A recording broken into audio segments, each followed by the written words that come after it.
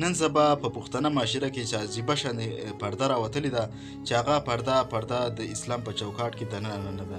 دا کومه پرده ده؟ دا یو سیټ ته یو کس تاسو ته ښکارېږي، دا یو انسان تاسو ته ښکارېږي، دا به تاسو ته سپینې او تک سور حقیقت وایي. راځئ د دې ورور نه دا خبرې اورو چې دی د پښتنو چې کوم لباس دی یا کومه پرده ده یا د هغې په باره کې دی څه وایي چې حقیقت دی که نه دی. آیا دا خبرې سره تاسو اتفاق لرئ که نه لرئ؟ راځئ که دا ورور تاسو د ورور دا خبرې تاسو واورئ، یقین به مې بیخي راشي. زموږ په معاشره کې، په پښتنه معاشره کې داسې قسم لباس چې کوم دی انتهایي ډېر زیات عام شو. راځئ د دې په باره کې د ورور خبرې کړي دي، دا در باندې اورم. کوشش وکړئ د ویډیو تر اخره پورې وګورئ او مخکې د ملګرو سره د عبرت په توګه ضرور شیر کړئ. اورئ دا خبرې.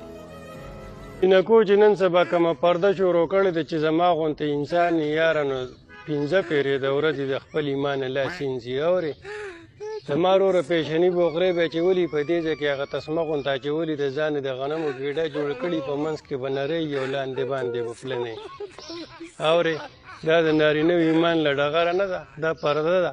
په پنجاب کې وګرځه، په لاهور کې اورې ښځې به په کمیس پرتوګ کې ګرځي، خو هغه د ایمان له دونه ډغرې نه درکوي څونه چې دلته کې زنګ د دې پښتنو دا پردې مونږ له زور راکوي. اورې او دا ټوپۍ بوقرو والا یاره په دې ځای به یې کېښي، اورې د ځانه به یې سوپرمین جوړ کړي، داسې به را روان وي، بوقره به پسې شاته وي. اورې کو دا وایي چې یاره دا بوقره چې دی په دې کې خلک ځان پټوي، او چې یاره چې ته خپل کسي یا چې ته د علاقې یا د کلي کسي که نه نو دا به یو بل ته داسې کوې الې د هغې ګلداله دې مخ پټ کړه. ته به وایې چې دا پرده دا د ګلداله نه کوي، اورې د دې نورو خلکو دی نه کوي.